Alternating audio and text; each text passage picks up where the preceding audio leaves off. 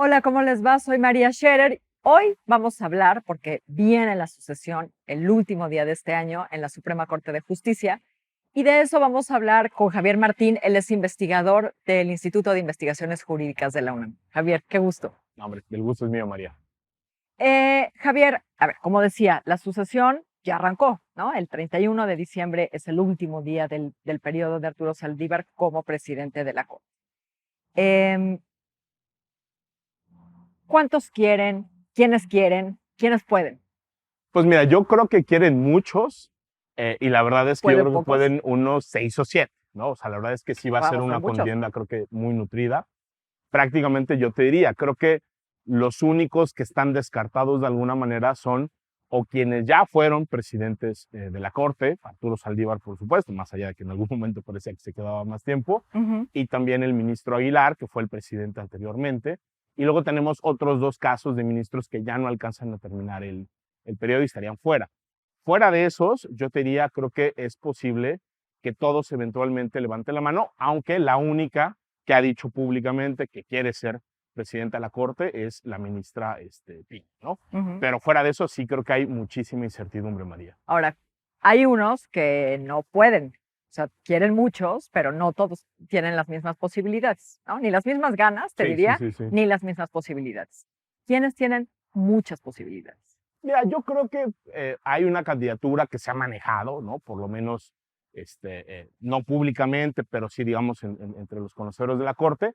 Yo creo que el ministro Gutiérrez Ortiz Mena, ¿no? Aparte de la ministra Piña, pues es un perfil, déjame ponerlo así, un poco extraño para la Cuarta Transformación, porque él es, hay que decirlo, un ministro que fue designado, no por el presidente López Obrador, sino que viene de designaciones previas.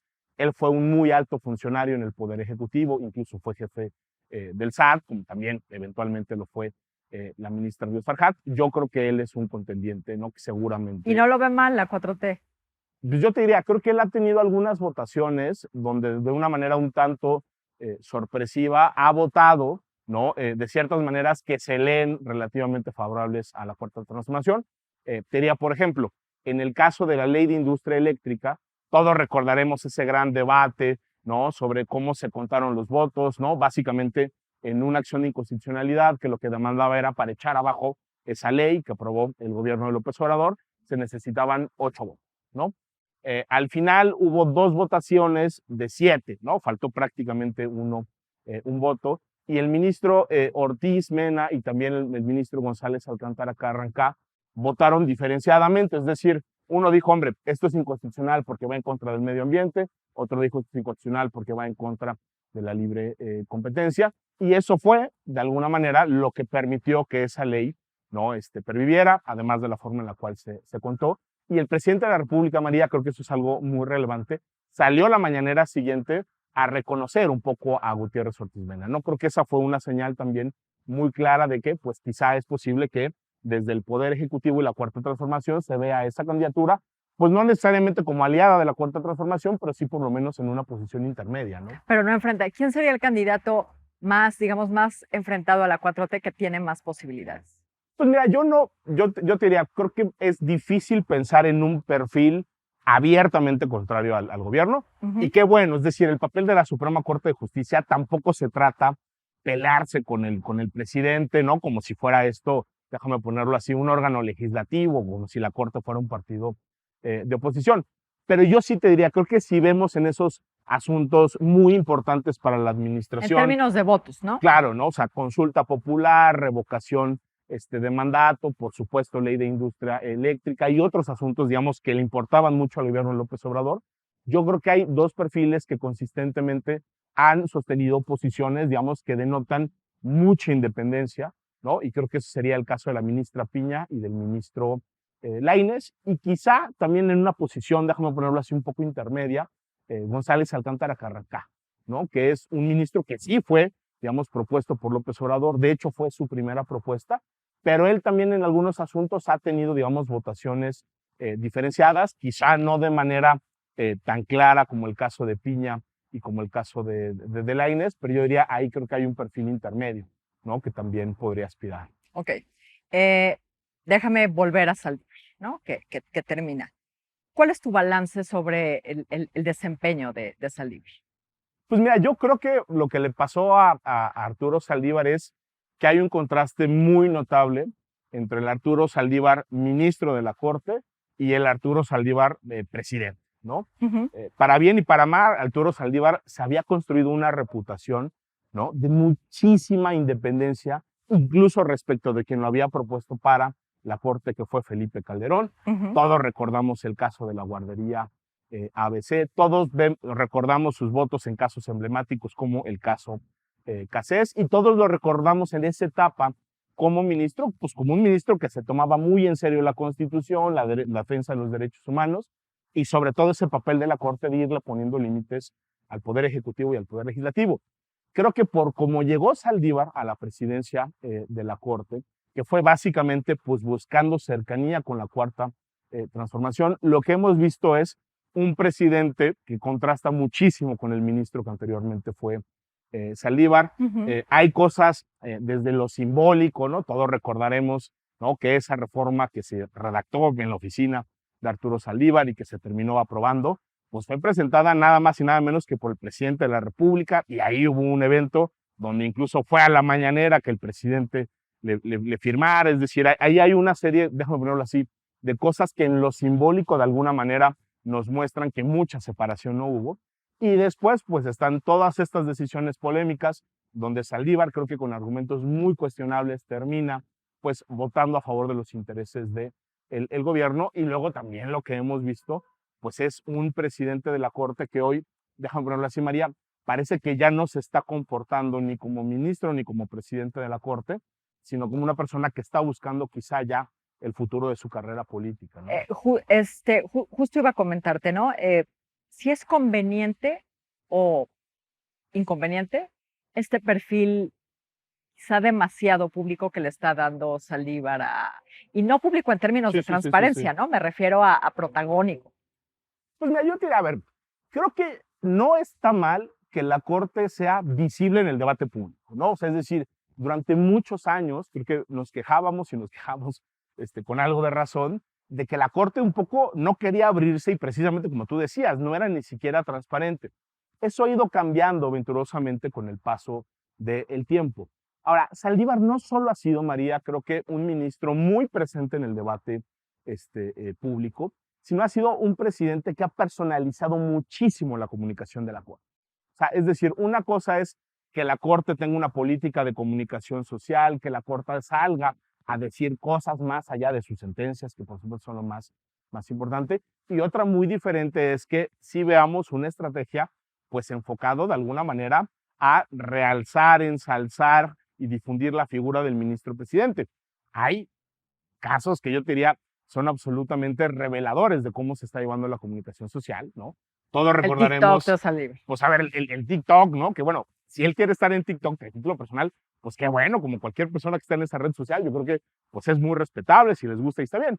Pero ahí lo que vemos es el uso de ¿Cómo? recursos públicos en horarios laborales, en las oficinas de la Corte y con un equipo que estamos pagando todas y todos los mexicanos, pues para que el presidente Saldívar se haga el chistoso, ¿no? Diciendo que está escuchando a Taylor Swift o viendo cómo su perrito llega a la Corte, hombre, que será cosas que seguramente le generan simpatía, ¿no?, en cierto sector, pero que creo que no se justifica que haya recursos públicos que están ahí.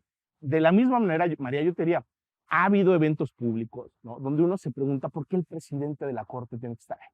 ¿Por qué el presidente de la Corte tiene que andar redactando iniciativas relacionadas con el feminicidio? Aunque el feminicidio, por supuesto, sabemos que es un tema importantísimo, pero al presidente de la Corte, pues no tiene ni las facultades ni las posibilidades jurídicas para poder redactar una iniciativa así.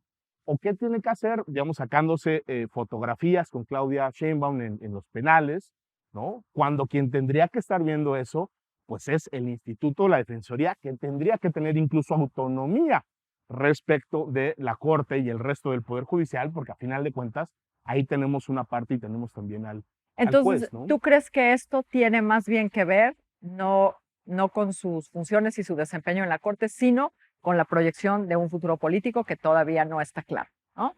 Yo tengo la impresión de que sí, María, sobre todo porque este tipo de eventos, digamos, Saldívar siempre estuvo presente en los medios, desde que llegó a la presidencia de la Corte, incluso desde antes.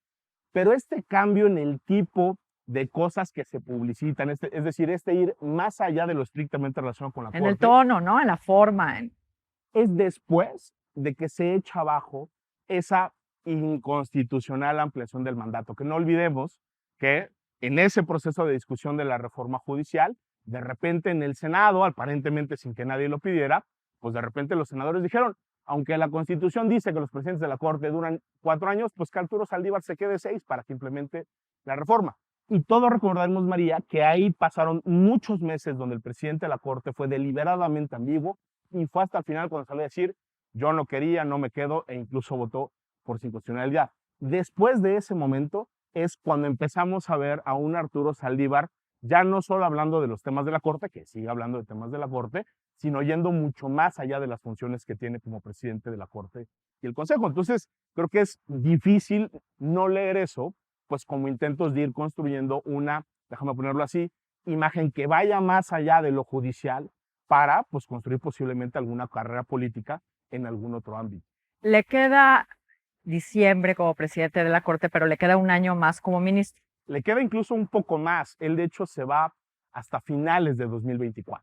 ¿Y se va a ir a ¿no? finales de 2024? Pues se tendría que ir a finales de 2024, ¿no? Digamos, si hacemos esta pregunta desde un punto de vista nada más normativo, María, la respuesta sería que definitivamente. Es más, la Constitución dice que los ministros y las ministras solo pueden renunciar por causas graves.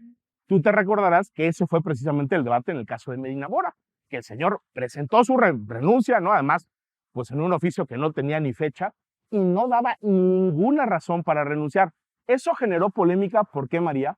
Porque ese también es un candado para garantizar la independencia judicial. Es decir, todos sabemos que los poderes judiciales en todo el mundo están sujetos a presiones del poder político. Entonces, el que se tengan que quedar en su cargo hasta que termine su mandato, sin que exista la posibilidad, por ejemplo, sí, no debería ser optativo. Claro, y además, tú imagínate, si Arturo Saldívar renunciara entre este momento, digamos, y octubre de 2024, le estaría generando una nueva vacante para que el presidente López Obrador nombre a un nuevo ministro o una nueva ministra que se quedaría 15 años en el cargo, ¿no?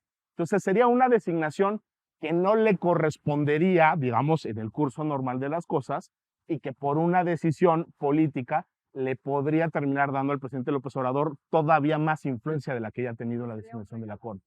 Yo creo que sería absolutamente un regalazo, como lo fue la renuncia, por ejemplo, de Medina Mora, ¿no? Entonces, digamos, sería pues como repetir el precedente y imagínate nada más, López Obrador se quedaría en un escenario así, por lo menos con 5 designaciones de 11 en la Corte, ¿no? Entonces eso, pues hombre, vaya que tiene implicaciones severas, ¿no? Digamos, como para el funcionamiento de la Corte, ya olvídate de aquí al 24, sino para los próximos 15 años. Mencionabas a Norma Piña, que hizo público su deseo de presidir la Corte en una entrevista con El País.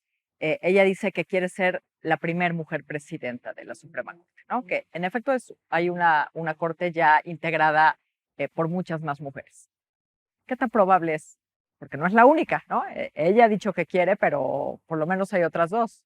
Sí, a ver, yo creo que, y además, si son 2 ministras, o incluso yo te diría 3 que podrían optar, ¿no? Está la ministra Ríos Farjat, está la ministra Yasmín Esquivel, está la ministra Loreto Ortiz. Es decir, ellas, por más que tienen mucho menos tiempo en la Corte, creo que no tienen ningún impedimento para levantar la mano, decir, yo también quiero y eventualmente presentar su programa de trabajo. Creo que la ministra Piña tiene una ventaja, digamos, respecto de las otras 3 ministras, que es precisamente el tiempo y la experiencia que tiene en la Corte. Creo que ese es un factor importante. Se nota, ¿no? Digamos, cuando una nueva ministra o un nuevo ministro llega a la Corte y nunca ha estado en el Poder Judicial, ahí hay siempre una curva de aprendizaje que es, pues más, déjame ponerlo así, complicada para quienes no han estado en órganos judiciales. Creo que otra cosa que es importante, María, es que el presidente o presidenta de la Corte no solo lo es del Pleno de la Suprema Corte de Justicia de la Nación, sino también del Consejo de la Judicatura, ¿no? Que es un órgano que quizá, déjame ponerlo así, no está tanto en los reflectores, obviamente no es tan mediático, pero ese es el órgano que regula, gobierna y sanciona a todas las juezas y jueces, magistradas y magistrados federales del país, ¿no? Entonces, ahí hay una dimensión que también es importante. La ministra Piña viene de carrera, conoce, digamos, al Poder Judicial, porque prácticamente toda su vida ha estado ahí.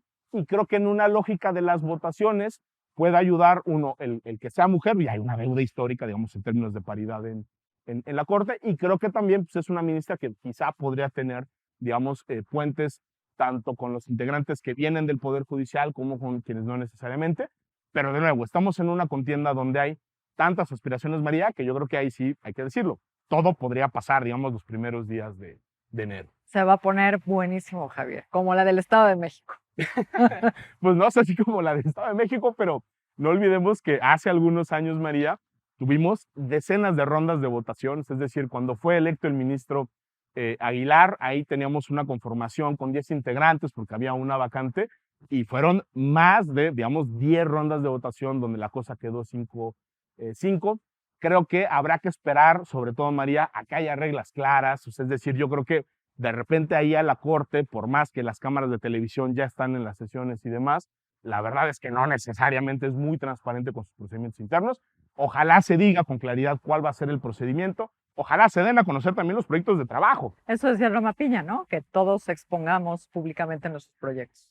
Porque mira, más allá de que muchos quieren, yo creo que hay una pregunta que es, bueno, ser presidente o presidenta de la Corte. ¿Para qué? ¿Para qué? O sea, ¿cuál es el diagnóstico? ¿No? Creo que también la Corte tiene que hacer, para los dos lados, un ejercicio de evaluación, ¿no? De cómo ha funcionado los últimos 4 años, pero también anteriormente. Creo que ahí hay un montón de pendientes. Y creo que sí sería muy bueno que quienes aspiran a dirigir uno de los 3 poderes de la Unión, pues que nos digan con toda claridad para qué quieren llegar, cuáles son los problemas que identifican, cuáles son las soluciones. Es más, te diría, hasta el estilo de ejercer la presidencia, ¿no? Creo que ha habido una crítica a Arturo Saldívar relacionada con esto que hablábamos, que era precisamente, pues un poco esta forma como muy personalista de ejercer al poder. Y ahí hay una pregunta legítima sobre si queremos tener otra presidenta o un presidente de la Corte que jale mucho reflector, que tome las decisiones de manera unilateral, o quizá que tengamos a una presidenta o un presidente que sean más conciliadores, que sean más colegiados y que sean quizá un poquito más guardados, pero concentrados en resolver los asuntos, sí, que es realmente lo importante, ¿no? Te apuesto que el próximo TikTok no va a tener. Pues ojalá lo tenga. Y si lo tiene, María, que sea institucional y no, digamos, personal. Yo creo que sería muy bueno. Javier, muchísimas gracias. Un gusto tenerte aquí en la No, hombre, encantado, encantado. María. Muchísimas gracias siempre, siempre a ustedes. Aquí nos vemos la próxima semana. Soy María Scherer. Que le vaya muy bien.